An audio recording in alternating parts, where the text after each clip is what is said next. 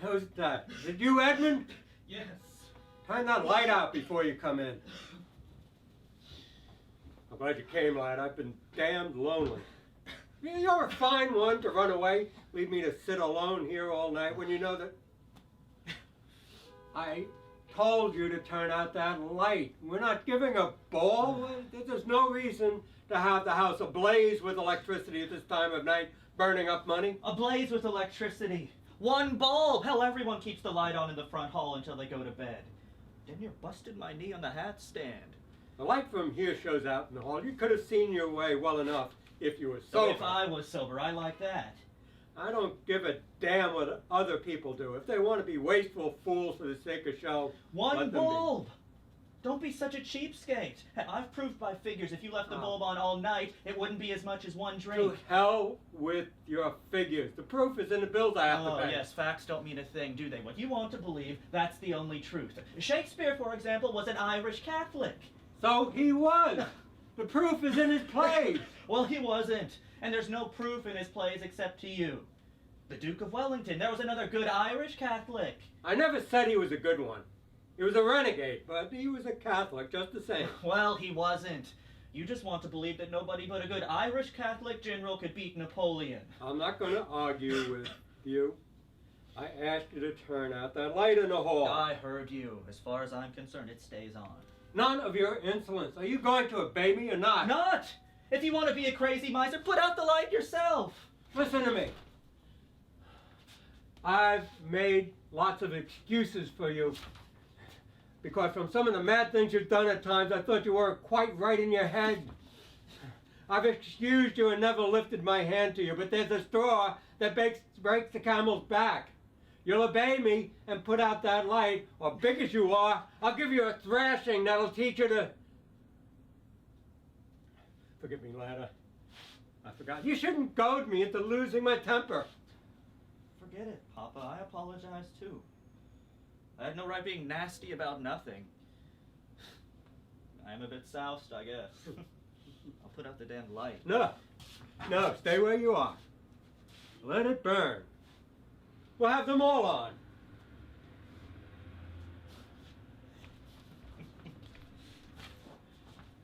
Let them burn, the hell with them.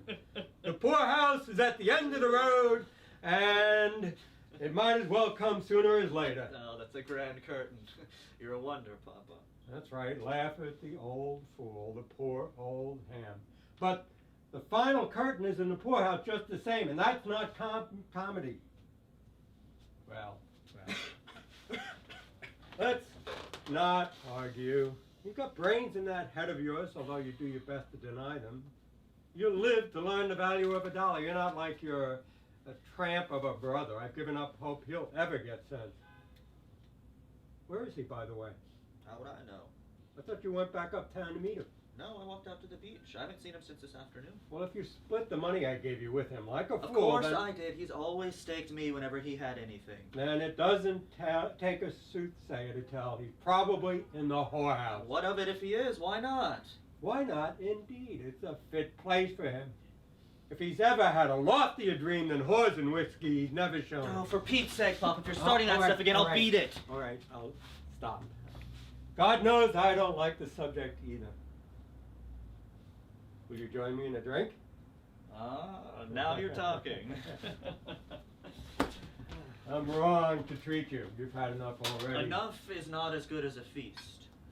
It's too much in your condition. Forget my condition. Here's how. Drink hearty, lad. You You walked all the way to the beach. You must be damp and chilled. I dropped in at the inn on the way out and back. Not a night I'd pick for a long walk. Oh, I love the fog. It was what I needed. You should have more sense. To hell with sense! We're all a little crazy. What do we want with sense? They are not long, the weeping and the laughter, love and desire and hate. I think they have no portion in us after we pass the gate. They are not long, the days of wine and roses. Out of a misty dream our path emerges for a while, then closes within a dream. The fog was where I wanted to be. Halfway down the path you can't see this house. You'd never know it was here, or any of the other places down the avenue. I couldn't see but a few feet ahead. I didn't meet a soul. Oh, everything looked and sounded unreal. Nothing was what it is. That's what I wanted. To be alone with myself in another world where truth is untrue and life can hide from itself. Out beyond the harbor where the road runs along the beach, I even lost the feeling of being on land. The fog and the sea seemed part of each other, like I was walking on the bottom of the sea, as if I had drowned long ago. As if I was a ghost belonging to the fog, and the fog was a ghost of the sea. Oh, it felt damned peaceful being nothing more than a ghost within a ghost. Don't look at me as if I'd gone nutty. I'm talking sense. Who wants to see life as it is if they can help it? It's like the three Gorgons in one. You look in their faces and turn to stone. Or Pan, you see them and you die. That is inside you, and you have to go on living as a ghost. You have a poet in you, but it's a damned morbid one. Devil take your pessimism. I feel low-spirited enough. Why can't you remember your Shakespeare and forget the third-raters? You'll find what you're trying to say in him as you'll find everything else worth saying. We are such stuff as dreams are made on, and our little life is rounded with a sleep. Fine. That's beautiful, but I wasn't trying to say that. We are such stuff as manure is made on, so let's drink up and forget it. That's more my idea. Keep your sentiments to yourself.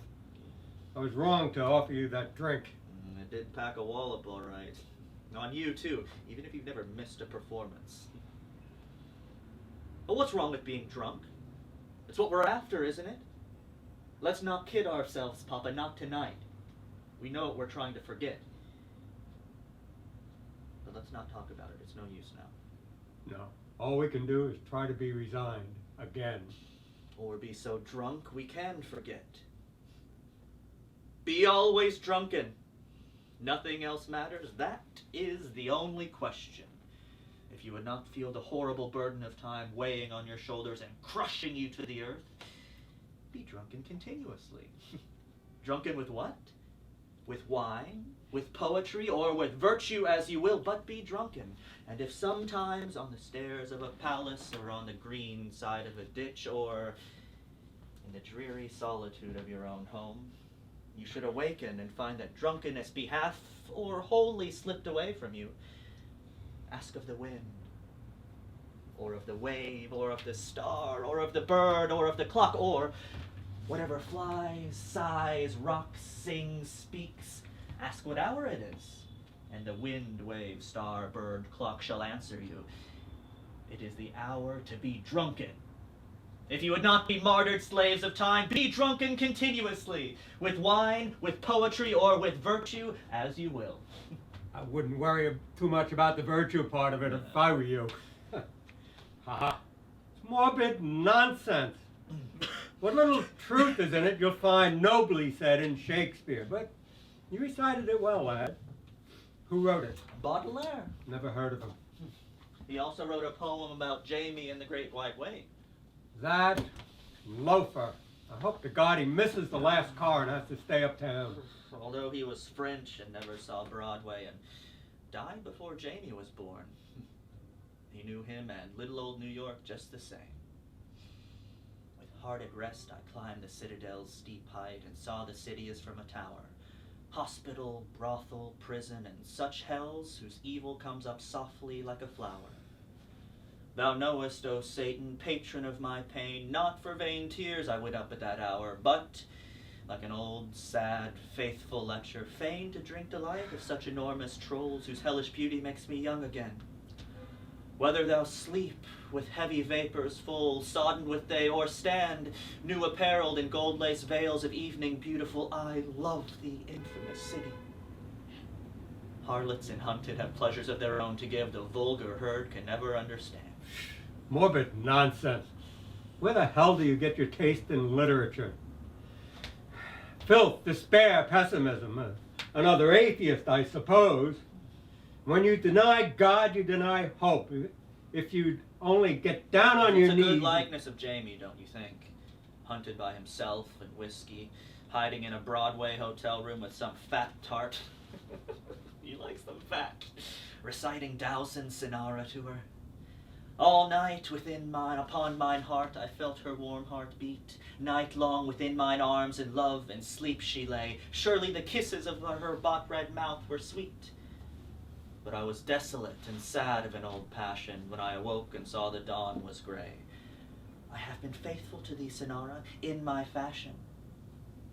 And the poor fat burlesque queen doesn't get a word of it, but suspects she's being insulted.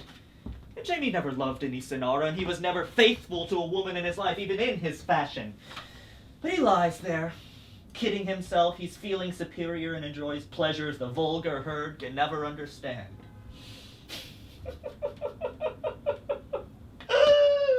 It's nuts. Completely nuts. It's madness. Yes. If you get down on your knees and pray, when you deny God, you deny sanity. Oh, but who am I to feel superior? I've done the same damn thing, and it's no more crazy than Dowson himself. Inspired by an absinthe hangover, writing it to a dumb barmaid who thinks he's a poor, crazy souse and gave him the gate to marry a waiter. Poor Dowson. Booze and consumption got him. Perhaps it would be tactful of me to change the subject. Where you get your taste in authors. That damned library of yours. This, Voltaire, Rousseau, Schopenhauer, Nietzsche, Ibsen, atheists, fools, and madmen. And your poets, this Dowson and this Baudelaire, Oscar Wilde, Swinburne, Whitman, Poe, whoremongers and degenerates. When I've 3 good sets of Shakespeare there, you could read. They say he was a souse, too. They lie. Well, I don't doubt he liked his glass. It's a good man's failing, but he knew how to drink, so it didn't poison his mind with morbidness and filth. You can't compare him to that pack you got in there. Your dirty Zola and your Dante Gabriel Rossetti, who was a dope fiend. Perhaps it would be wise to change the subject. And you can't accuse me of not knowing Shakespeare. Didn't I win $5 from you once when you bet me I couldn't learn a leading part of his in a week as you used to do in stock in the old days? I learned Macbeth and recited it letter perfect with you giving me the cues. That's true, so you did. It was a terrible ordeal, I remember, hearing you murder the lines. I kept wishing I'd paid over the debt without making you prove it. Listen, she's moving around. I was hoping she'd gone to sleep. Forget it. How about another drink? When did Mama go to bed? Right after you left. She wouldn't eat any dinner. What made you run away? Nothing. Here's how. Drink hardy, lad. She's moving around a lot. I hope to God she doesn't come down. Yes, she'd be nothing more than a ghost haunting the past by this time. Before I was born, did she... Doesn't she do the same to me? Back before she ever knew me, you'd think the only happy days she'd ever spent were in her father's home or at the convent, praying and playing the piano. As I've told you before, you must take her memories with a grain of salt. A wonderful home. It was ordinary enough. Her father was not the great noble, generous Irish gentleman she makes out. He was a nice enough man. Good company, a good talker. I liked him, and he liked me. He was prosperous enough, too, in his wholesale grocery business.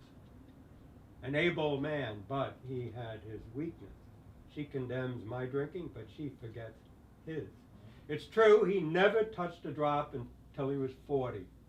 But after that, he made up for lost time. He became a steady champagne drinker. The worst kind. That was his grand pose, to drink only champagne. Well, it finished him quick. That and consumption. We don't seem able to avoid unpleasant topics, do we? No. What do you say to a game or two of casino, lad? All right. We can't lock up and go to bed till Jamie comes home. And I don't want to go upstairs anyway till she's asleep. Neither do I.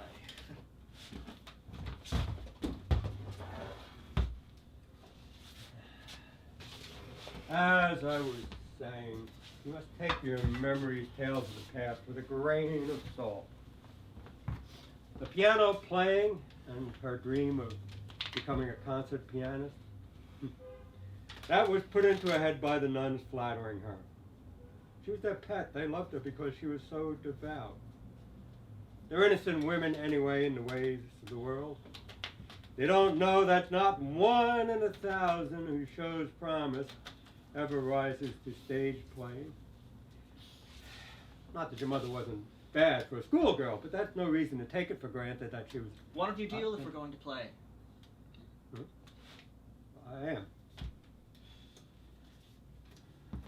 And the idea that she might have become a nun, that's the worst. Your mother was one of the most beautiful girls you could ever see.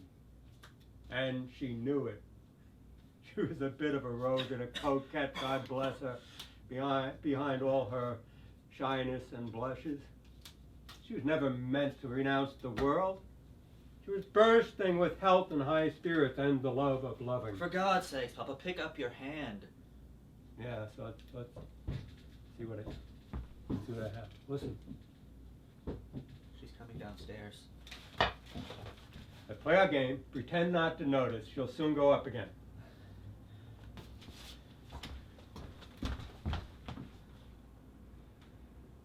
I don't see her. She must have started down and then turned back. Thank God. Yes, it must be terrible to see her the way she must be now. The hardest thing to take is the blank wall she builds around herself. Or it's more like a bank of fog in which she hides and loses herself. Yeah, deliberately, that's the hell of it. You know something in her does it deliberately to get beyond our reach, to be rid of us, to forget we're alive. It's as if in spite of loving us, she hated us. Now, lad, it's not her, it's the damn poison. She takes it to get that effect. At least I know she did this time. But she's been terribly frightened about your illness for all her pretending. You mustn't be too hard on her, lad. Remember, once that cursed poison gets a hold on anyone... It never should have gotten a hold on her! And I know damned well she's not to blame, and I know who is. You are! Your damn stinginess. If you'd had spent money on a decent doctor when she was so sick after I was born, she'd never have known morphine existed. Instead, you put her in the hands of a hotel quack who wouldn't admit his ignorance and didn't give a damn what happened to her afterwards. All because his fee was cheap. Another one of your bargains. Be quiet! How dare you talk of something you know nothing about? You must try to see my side of it too, lad.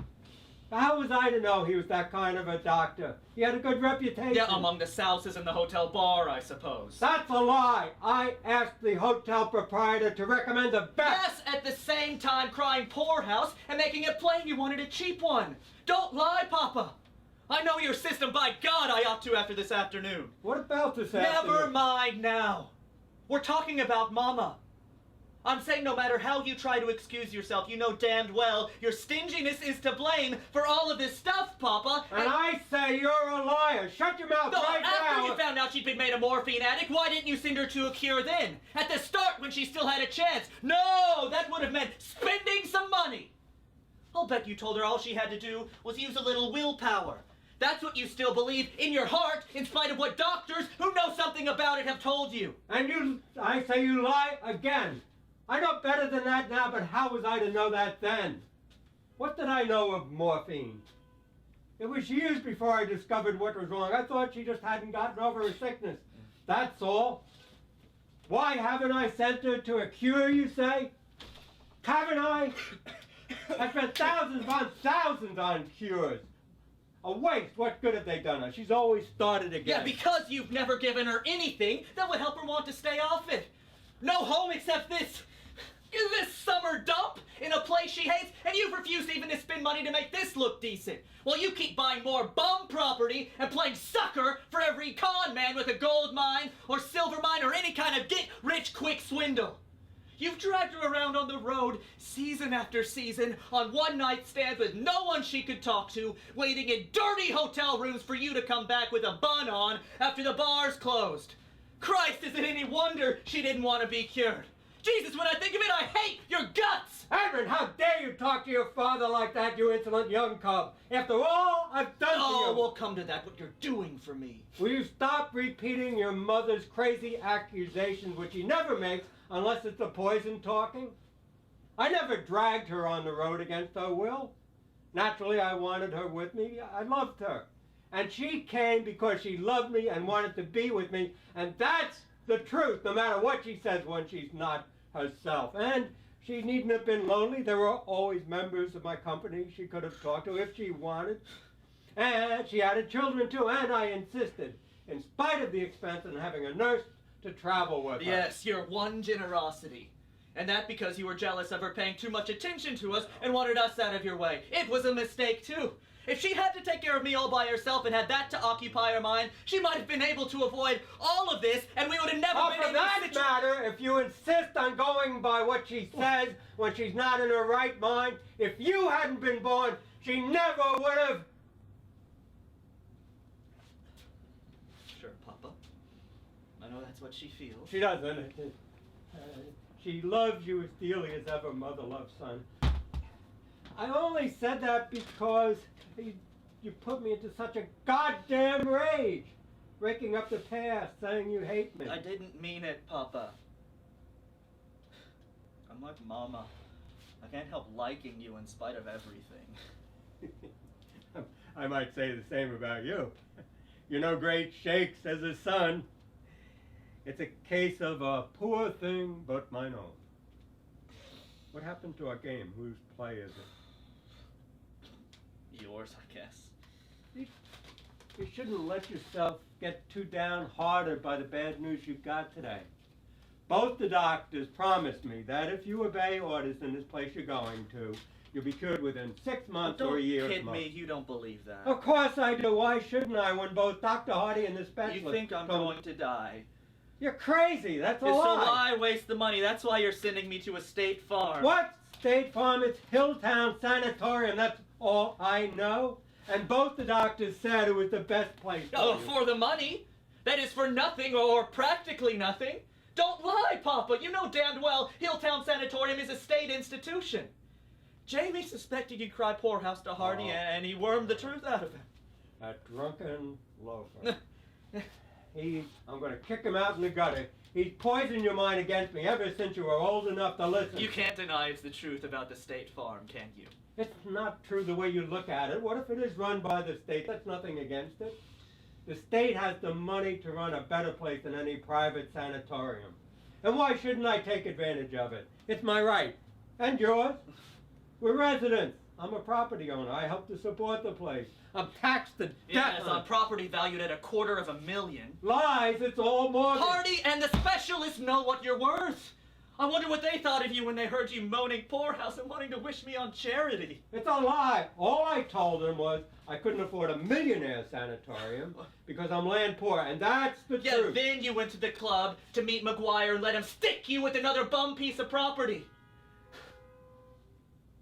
Don't lie, Papa. We met McGuire in the hotel bar after you left. Jamie kidded him about hooking you and he winked and laughed. He's a liar. Don't lie about it! God, Papa!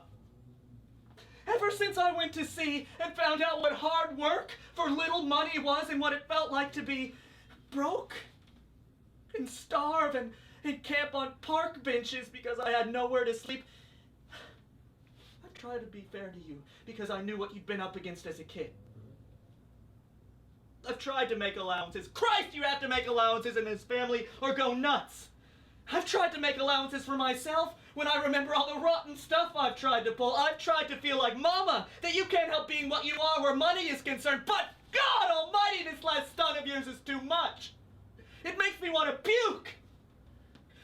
Not because of the rotten way you're treating me. To hell with that. I've treated you rottenly in my way more than once. But to think when it's a question of your son having consumption, you can show yourself up before the whole town is such a stinking old tightwad. Don't you know Hardy will talk and the whole damn town will know? Jesus, Papa, haven't you any pride or shame? And don't think I'll let you get away with it. I won't go to any damn State Farm just to save you a few lousy dollars to buy more bum property with. Be quiet! You stinking old miser! Be quiet, don't say that to me. You're drunk, I won't mind you.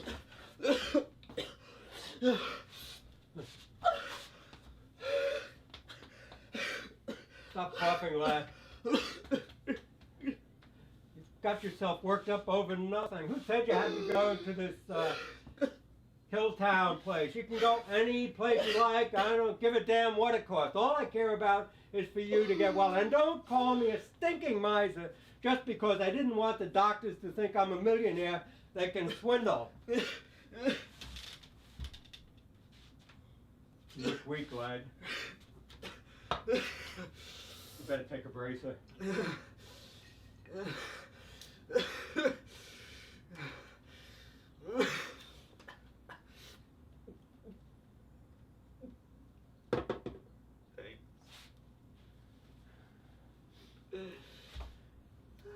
Whose play is it? Stinking old miser. Well, maybe you're right. Maybe I can't help being. Although all my life, ever since I've had anything, I've thrown money over the bar to buy drinks for everyone in the house, or loaned money to sponges I knew would never pay it back. But of course, that was in the bar room when I was full of whiskey. I can't feel that way about it when I'm sober in my home. It was at home that I learned the value of $1 and the fear of the poorhouse, and I've never been able to believe my good luck since. I've always feared it would change and everything I had would be taken away.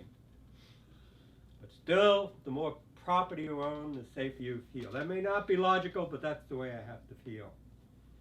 Banks fail, your money's gone, but you think you can always keep property beneath your feet. You said you realize what I've been through as a boy. The hell you do. How could you? You've had everything. Nurses, schools, colleges, although you didn't stay there. You've had food and clothing. Oh, I know you had a fling of hard work with your back and mind, a bit of being homeless and penniless in a foreign land, and I respect you for it. But that was a game of romance and adventure to you. It was play. Yes, particularly the time I tried to commit suicide at Jimmy the Priest's and almost did.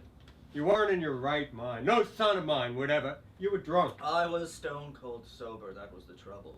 It's not too long to think. Don't start your damn atheist morbidness again. I don't care to hear it. What I was trying to make plain to you is, what do you know of the value of $1? When I was 10, my father deserted my mother and went back to Ireland to die, which he did soon enough, and deserved to, and I hope he's roasting in hell. He mistook rat poison for flour or sugar or something. There was gossip, it wasn't a mistake, but that's a lie. No one in my family ever... My bet is it wasn't by mistake. More morbidness. Your brother put that in your mind. The worst he can suspect is the only truth for him, but never mind. So my mother was left a stranger in a strange land with 4 small children. Me, a sister a little older, and 2 younger. My older brothers had moved to other parts.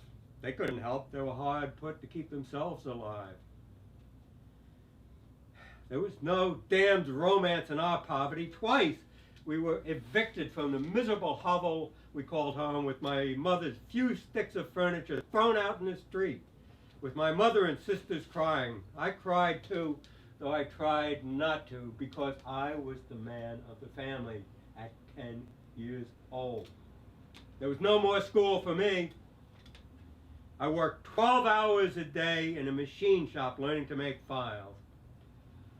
A dirty barn of a place where the rain dripped through the roof, where you roasted in summer, there was no stove in winter, and your hands got numb with the cold, but where the only light came through 2 small filthy windows, so that on gray days I had to bend and sit bent over with my eyes almost touching the files so I could see. You talk of work, and what do you think I got paid for that? 50 cents a week. That's the truth. 50 cents a week. And my mother scrubbed and washed for the Yankees by day, and my older sister sewed, and the 2 younger ones stayed home to keep house. We never had enough clothes to wear nor enough to eat. Well, I remember one Thanksgiving, or maybe it was Christmas, some Yank my mother had been scrubbing for gave her $1 extra as a present, and she spent it all on food on the way home. I remember her hugging and kissing each of us, and saying with tears of joy streaming down her tired face, "Glory be to God! For once there's enough for each of us." A fine, brave, sweet woman.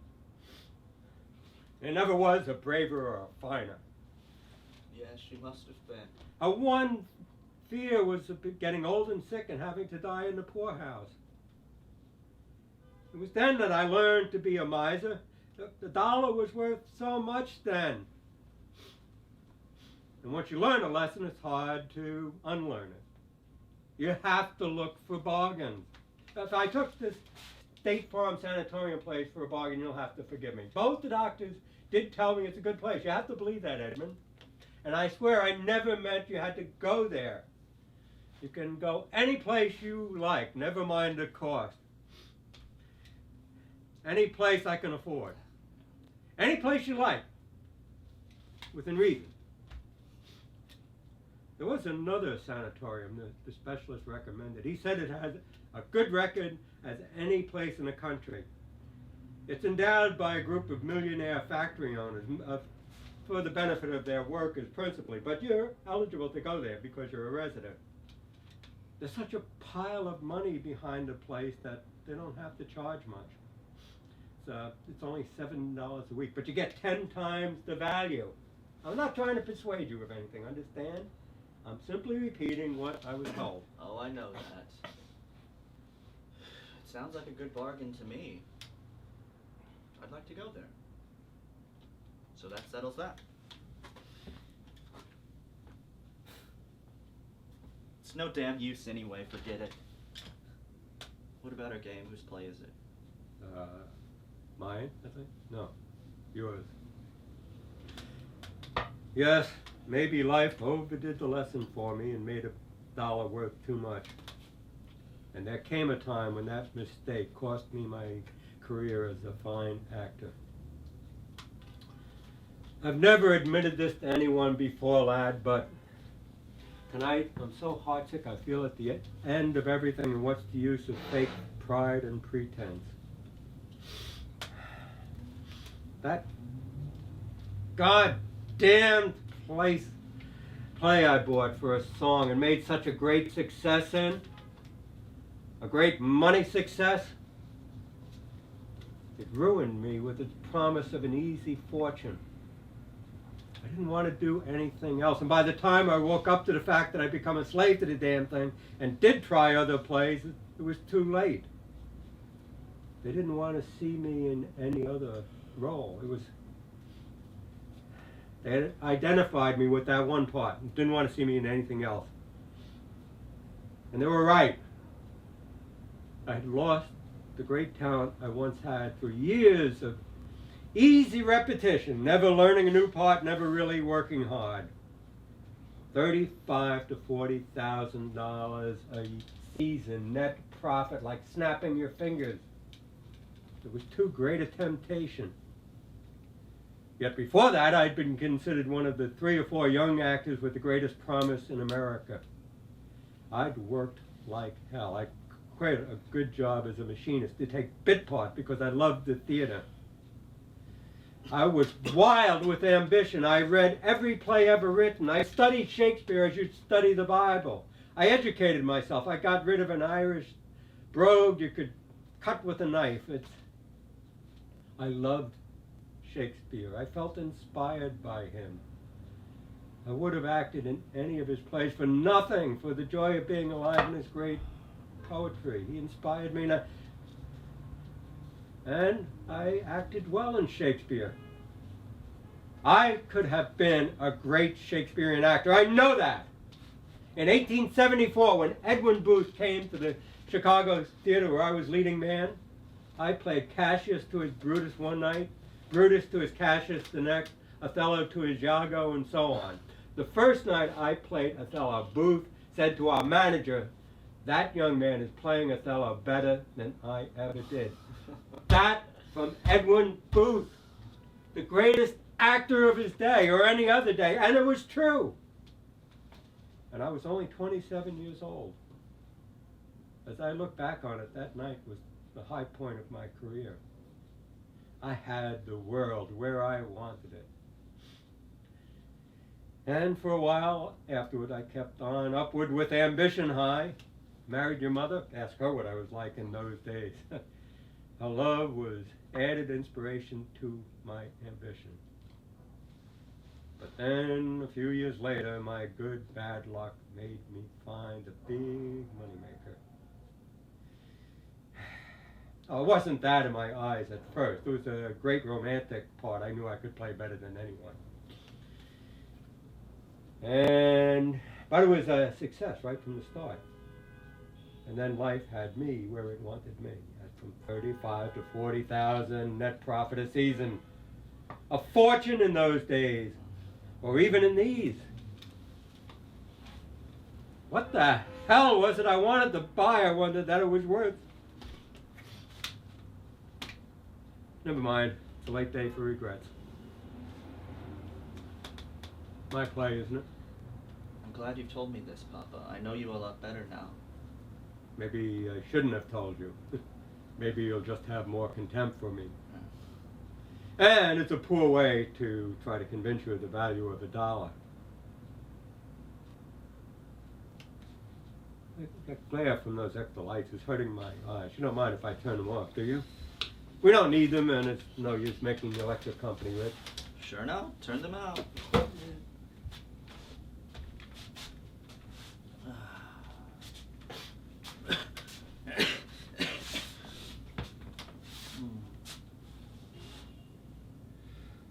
No, I don't know what the hell it was I wanted to buy.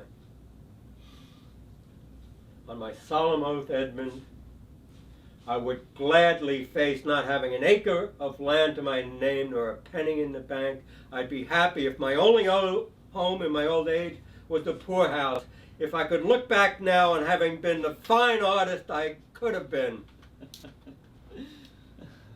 What the hell are you laughing at? Oh, not at you, Papa. At life. It's so damn crazy. There's nothing wrong with life. It's we. The fault, dear Brutus, is not in our stars, but in ourselves that we are underlings. The praise that Booth gave my Othello, I made the stage manager write down his exact words.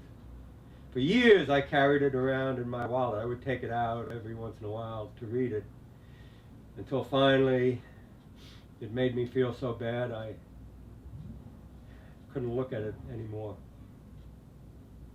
I wonder where it is now. Somewhere in this house, I remember. It might be in an old trunk in the attic with Mama's wedding dress. Oh, for God's sakes, if we're gonna play cards, let's play. Oh, for God's sake, when is she gonna go to sleep? Oh, for Christ's sakes, forget it.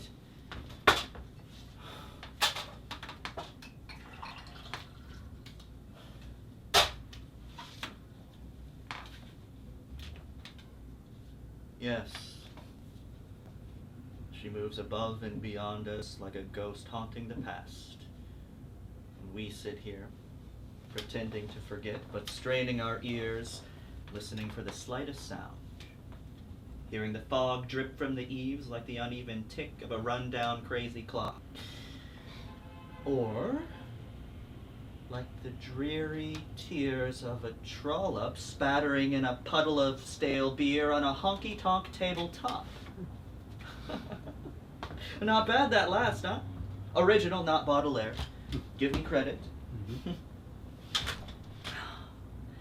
You've just told me some high spots in your memories. Want to hear some of mine? They're all connected with the sea. Here's one. When I was on the square rigger, bound for Buenos Aires. Full moon on the trades, the old hooker driving 14 knots. I lay on the bowsprit, facing astern, with the water foaming into spume under me. The masts, with every sail white in the moonlight, towering high above me.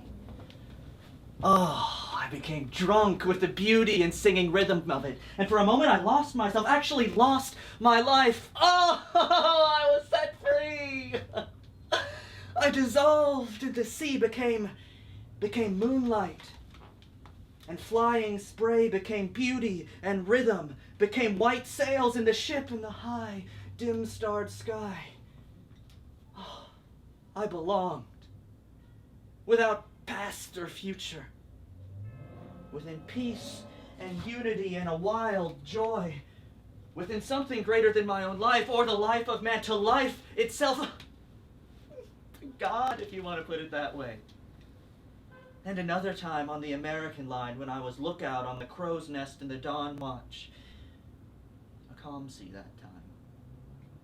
Only a lazy groundswell and the slow, drowsy roll of the ship. The passengers asleep, none of the crew in sight. No sound of man. Black smoke pouring from the funnels behind and beneath me. Dreaming. Not keeping lookout. Feeling alone. And above and apart. Watching the dawn creep like a painted dream over the sky and sea which slept together. Then the moment of ecstatic freedom came. The peace. The end of the quest, the last harbor.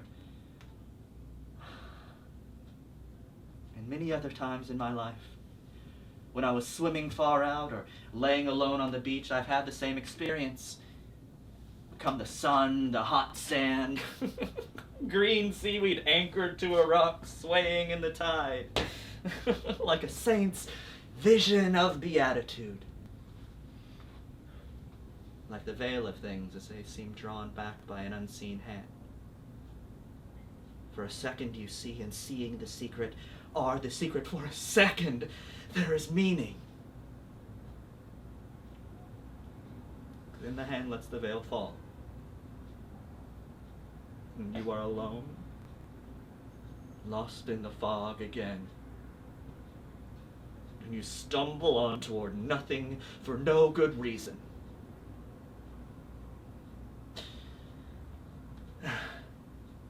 It was a great mistake, my being born a man.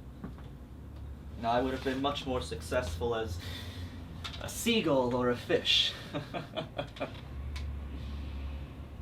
As it is, I will always be a stranger who does not feel at home, who does not really want and is never really wanted, who can never belong, and who must always be a little in love with death. Yes. You have the makings of a poet in you. But that's morbid craziness about not being wanted and loving death. The makings of a poet. No, I'm afraid I'm like the guy who's always panhandling for a smoke. He hasn't even got the makings. He's got only the habit. I couldn't touch what I tried to tell you just now. I just stammered. That's the best I'll ever do. That is, if I live. Well, it will be a faithful realism at least. Stammering is the native eloquence of us fog people. Well, that sounds like the absent brother. He must have a peach of a bun on. That loafer, he caught the last car. Bad luck to it. Get him to bed, Edmund. I'll go out on the porch. He has the tongue of an adder when he's drunk. I'd only lose my temper.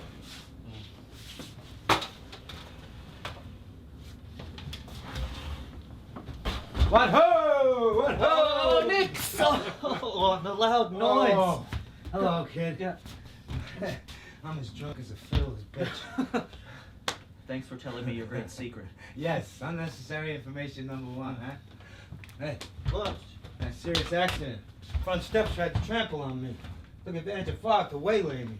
There'll be a lighthouse out there. Looking here, too. What the hell is this, the morgue? Let's have some light on the subject. Ford! Ford! Ford, oh Cobble River! Ford, oh Cobble River in the dark! Keep the crossing stakes beside you, and they will surely guide you. Cross the Ford, oh Cobble River in the dark. That's better.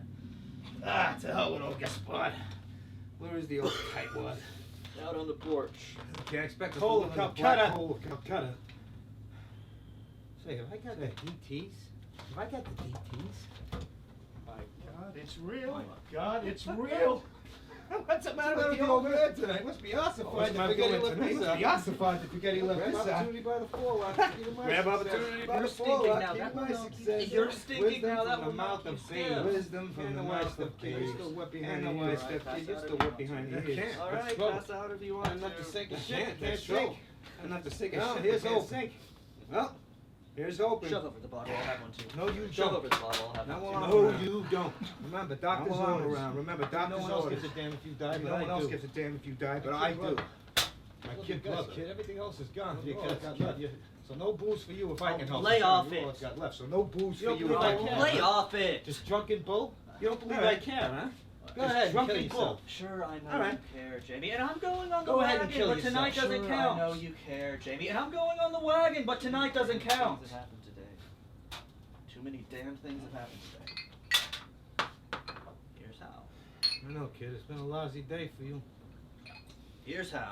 I know, kid. It's been a lousy I day. bet old for you. Gaspard hasn't tried to keep I bet you old off booze. Gaspard hasn't tried to Probably keep give you a off case booze. to take with you to the State Farm for pauper patients. Probably give you a case to take with you Kick to the the bucket, State the less Farm expense. for pauper patients. What a So you bastard kick to the have bucket, for a the less father. expense. Christ, if you put him in a book, No what one a would bastard believe to that. have for a Papa's father. alright Christ, if if you you put try him to in a book, understand no it. one would believe Oh, it. Papa's alright if you try to understand Putting on it. the old Savak for you, And huh? keep your sense of He can humor. always Been kid putting you. on the old Not me. Savak for you, Never huh? again. He can always kid you. Although Not me. I do feel Never sorry again. for him about one thing.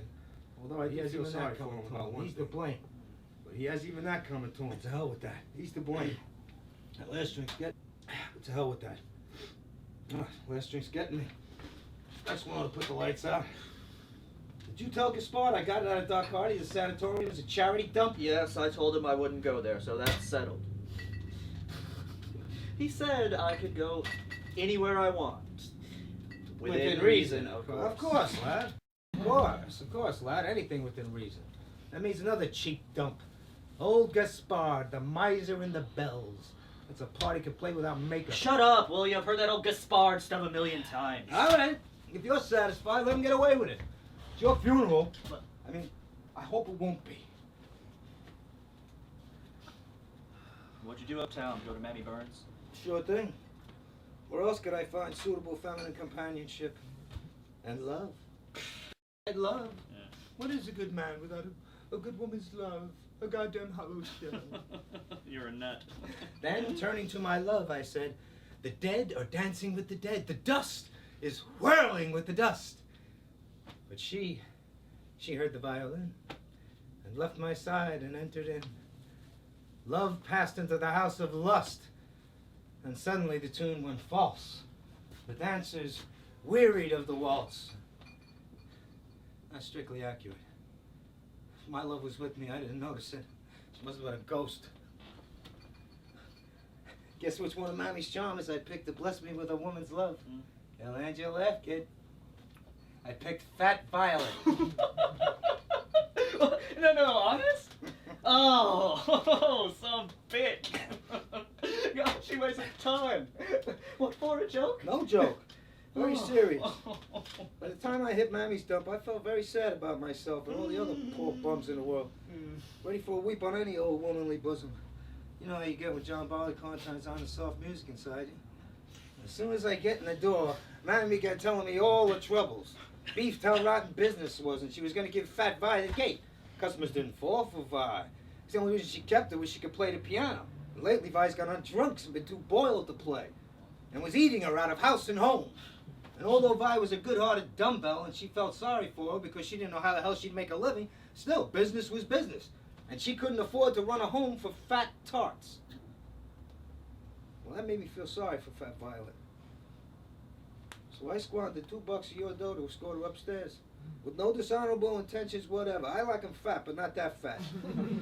All I wanted was a little heart-to-heart talk concerning the infinite sorrow of life. Oh, poor Vi. I'll bet you recited Kipling and Swinburne and Dowson and gave her, I have been faithful to thee, Sonara, in my fashion. Sure, with the old master John Barleycorn playing soft music. She stuttered for a while. Then she got good and sore. Got the idea I took her upstairs for a joke. Give me a grand bawling out. Said she was better than a drunken bum who recited poetry. Then she began to cry. So I had to say I loved her because she was fat. And she wanted to believe that. And I stayed with her to prove it, and that cheered her up. And she kissed me when I left and said she'd fallen hard for me. Then we both cried a little more in the hallway. Everything was fine. Except Mammy thought I'd gone bug house. Harlots and hunted have pleasures of their own to give the vulgar herd can never understand. Exactly. A hell of a good time at that. You should have stuck around me, kid. Mammy inquired after you. Sorry to hear you were sick. She meant it, too. This night has opened my eyes to a great career in store for me, my boy. I shall give the art of acting back to the performing seals, which are at its most perfect expression. By applying my natural God-given talents in their proper sphere, I shall attain the pinnacle of success. I'll be the lover of the fat woman in Barnum and Bailey's circus. Imagine me, sunk to the fat girl in a Hicktown hooker shop. Me, who have made some of the best lookers on Broadway sit up and beg. Speaking in general, I have tried them all. The happy roads that take you over the world. Not so apt. Happy roads is bunk. Weary roads is right. But you know where fast. That's what I've got, nowhere. Where everyone lands in the end, even if most of the suckers won't admit it. Can it? She'll be crying in a minute. Don't get too damn fresh. But you're right. To hell with repining. That Violet's a good kid. I'm glad I stayed with her. A Christian act. Cure the blues. A hell of a good turn. You should have stuck with me, kid, taking your mind off your troubles. What's the use coming home to get the blues over what can't be helped? It's all over now. Finished. No. Not a hope. If I were hanged on the highest hill, mother oh mine, I know whose love would follow me Shut still. up! Where is the hophead? Gone to sleep?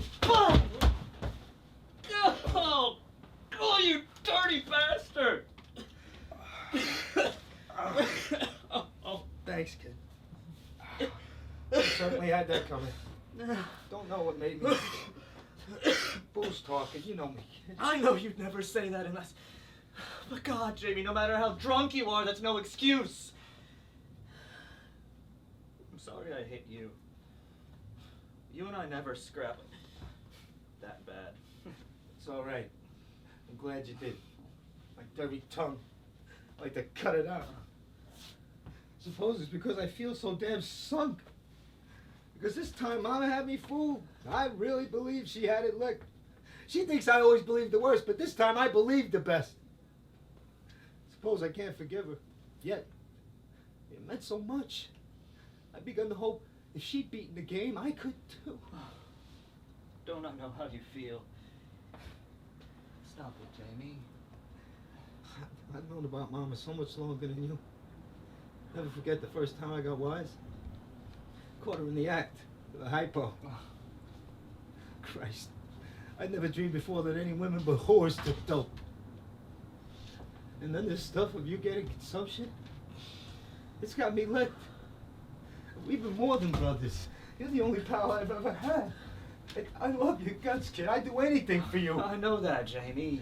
You know, I'll bet you've heard Mama and old Gaspard spill so much bunk about my hoping for the worst. You suspect right now I'm probably hoping, you know, Dad, Pop's old and he might not last that much longer. And if you were to die, Mama and I shut would up, get all you these damn guys. fool! So What the I'll hell probably put that in hope your I- mind? Yes, that's what I'd like to know. What put that in your mind? Don't be a damn fool. What I said, always suspected I'm hoping for the worst. It's got so I can't help it. What are you trying to do? Accuse me? Don't play the wise guy with me. I've learned more in life than you'll ever know. Just because you've read a lot of highbrow junk, don't think you can fool me. You're only an overgrown kid. Mama's baby and Papa's pet. The family white hope. You've been getting a swelled head lately. About nothing, about a few poems in a Hicktown newspaper. You better wake up. You're setting no rivers on fire. You let Hicktown boobs flatter you with bunk about your future. You know, kid, forget it. That goes for Sweeney. You know I don't mean it. No one hopes more than I do that you'll knock them all dead. No one is proud that you started to make good. And why shouldn't I be proud? Hell, it's purely selfish. You reflect credit on me. I've had more to do with bringing you up than anyone. I wised you up about women so you'd never be a fall guy or make any mistakes you didn't want to make. And who turned you on to reading poetry first? Swinburne, for example. I did. And because I once wanted to write, I planted it in your mind that someday you'd write. Hell, you're more than my brother. I made you. You're my Frankenstein. All right, I'm your Frankenstein. So let's have another drink, huh? I'll have a drink. Not you. Gotta take care of you. Listen, kid. Don't be scared of the sanatorium business. Hell, you can beat that standing on your head. 6 months and you'll be in the pink. Probably haven't got consumption at all. Doctors have a lot of faking. Told me years ago, cut out the booze or I'd soon be dead. Here I am. They're all con men. Anything to grab your dough. I'll bet this State Farm stuff is political graft game. Doctors get a cut for every patient they send. You're the limit. At the last judgment, you'll be around telling everyone, no, it's in the bag. And I'll be right. Slip a piece of change to the judge and be saved. But if you're broke, you can go to hell. Therefore, put money in thy purse. That's the only dope. Secret to my success. Look what it's got me.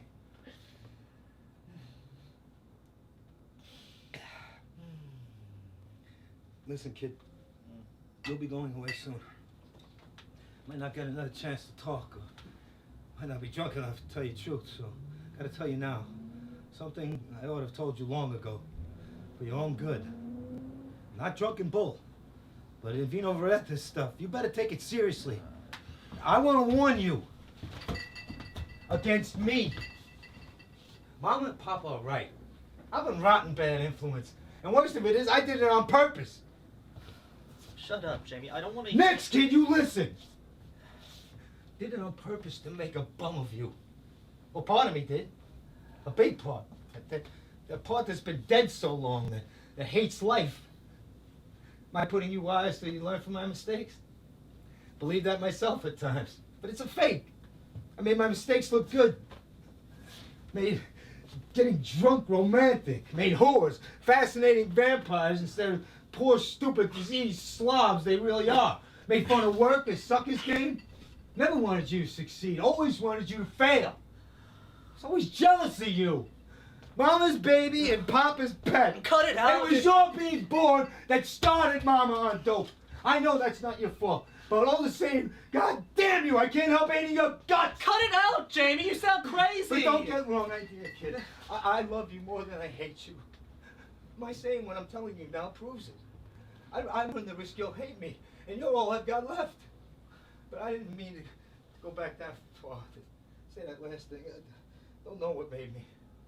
What I wanted to say is, I'd like to see you become the greatest success in the world. But you better be on your guard, because I'll do my damnedest to make you fail. Can't help it. I hate myself. Gotta take revenge on everyone else, especially you. Oscar Wilde's Reading jail has the dope twisted. The man was dead, and so he had to kill the thing he loved. That's what it ought to be. The dead part of me hopes you won't get well. Maybe he's even glad the game has got Mom again. He wants company. He doesn't want to be the only corpse in the house. Jesus, Jamie, you are crazy. Think it over and you'll see I'm right. Think it over when you're away from me in the sanatorium. Make up your mind. You've got to tie a can to me. Get me out of your life. Think of me as dead. Tell people I had a brother, but he's dead. And when you come back, look out for me. Because I'll be right here, waiting to welcome you with that my old pal stuff and give you the glad hand. And at the first good chance I get, stab you in the back. Jesus, oh, shut up! I'll be goddamned if I know. Only don't forget me. Remember, I warned you for your own sake. Give me credit. Greater love hath no man than this, that he saveth his brother from himself. That's all. Feel better now. Got the confession. You absolve me, don't you, kid? You're a damn fine kid. You ought to be. I made you. So go and get well. Don't die on me. You're all I've got left. God bless you, kid. Oh, that last drink. You'll KO.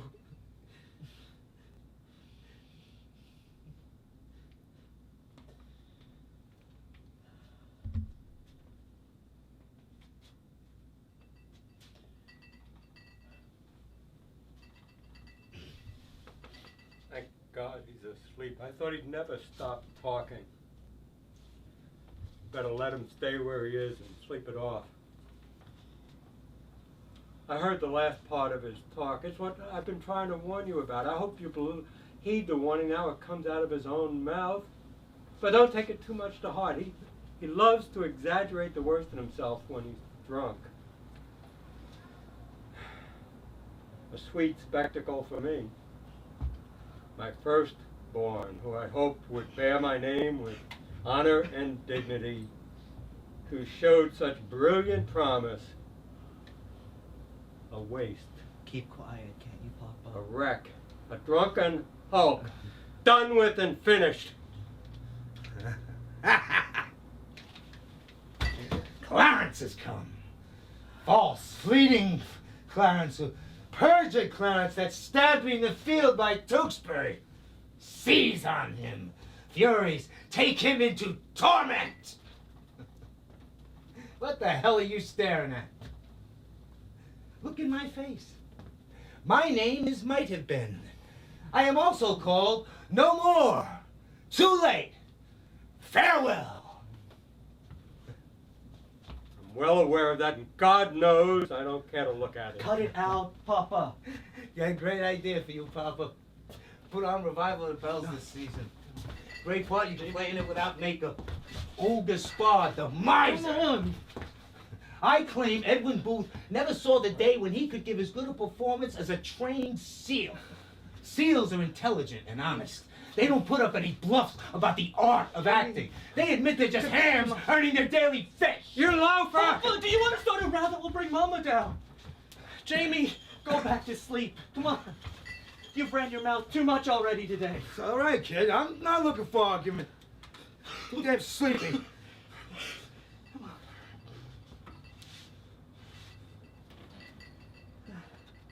I wish to God she'd go to sleep that I can too. I'm dog tired. I can't stay up all night like I used to. I'm getting old. Old and finished. I can't keep my eyes open. I think I'll catch a few wings. you wanted to do the same, Edmund. It'll help pass the time until she...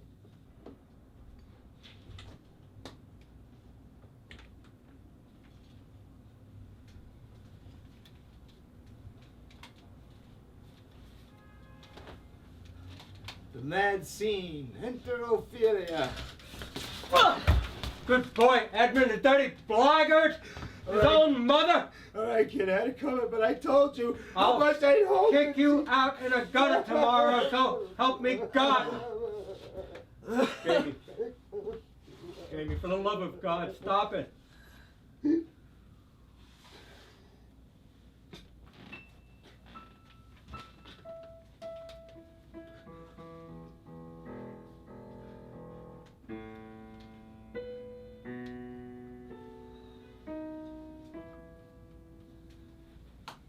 Oh, I play so badly now. I'm out of practice. Sister Teresa will give me a dreadful scolding. She'll say it isn't fair when my father pays so much money for extra lessons.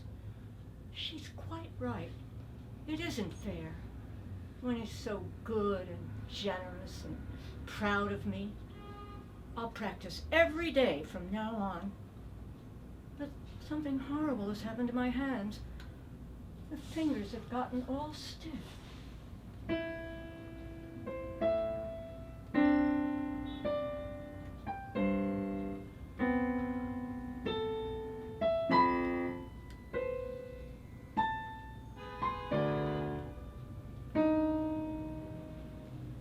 knuckles are all swollen and ugly.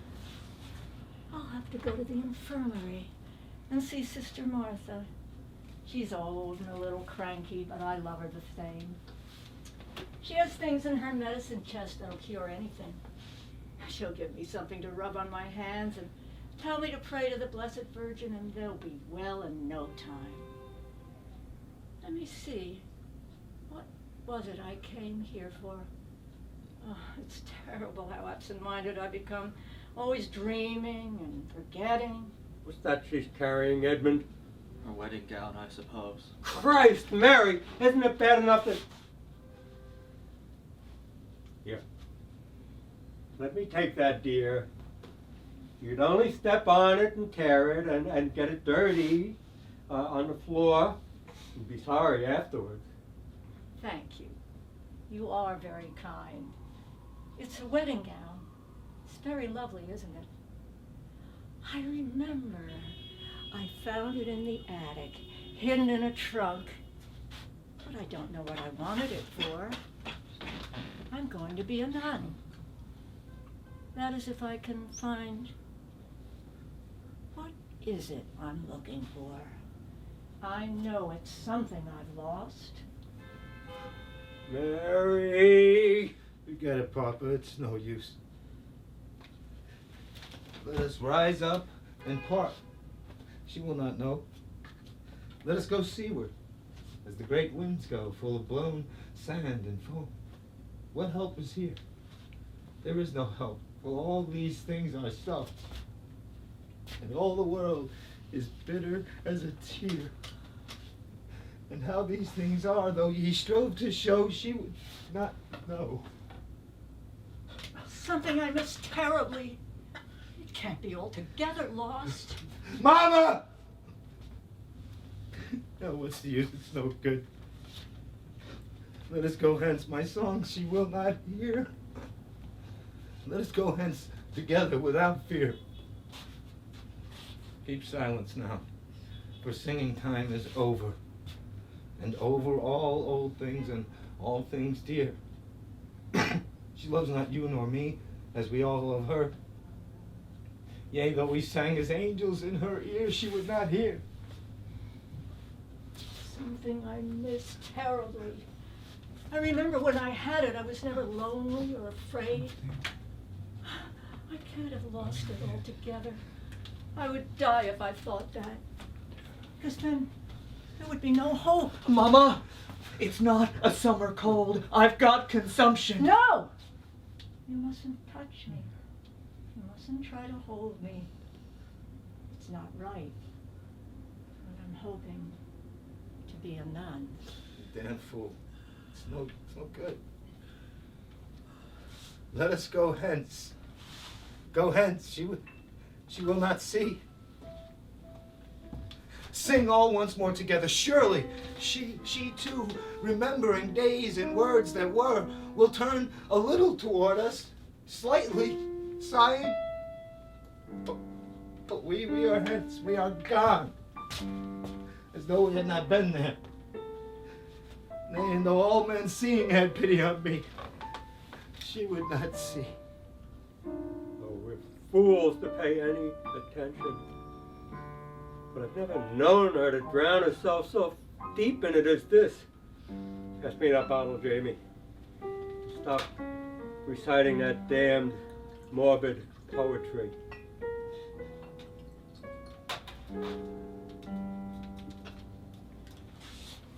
I had a talk with Mother Elizabeth. She's so sweet and good, a saint on earth. I love her dearly. Maybe sinful of me, but I love her better than my own mother, because she always understands, even before you say a word. Her kind blue eyes look right into your heart. You can't keep any secrets from her. You couldn't deceive her even if you were mean enough to want to. All the same, I don't think she was so understanding this time. I told her I wanted to be a nun. I explained how sure I was of my vocation, that I had prayed to the Blessed Virgin to make me sure and to find me worthy. I told her that I had had a true vision when I was praying in the shrine of Our Lady of Lourdes on a little island in the lake. And I told her I knew as surely as I was kneeling there that the Blessed Mother had smiled and blessed me with her consent. But Mother Elizabeth said, I must be more sure than that. I must prove that it wasn't simply my imagination, that if I was so sure, then I wouldn't mind making a test and going home after I graduated and living as other girls, going to parties and dances and enjoying myself. And if, after a year or two, I still felt sure, then I could come and see her, and we'd talk about it again. I never believed that Holy Mother would give me such advice. I was really shocked. I said, of course, I would do whatever she suggested, but I knew it was simply a waste of time. After I left her, I felt all mixed up. So I went to the shrine and prayed to the Blessed Virgin and found peace again, because I knew that she'd heard my prayer. I knew that she loved me and would see that no harm ever came to me, so long as I never lost my faith in her. That was in the winter of senior year. In the spring, something happened. Yes, I remember. I fell in love with James Tyrone and was so happy for a time.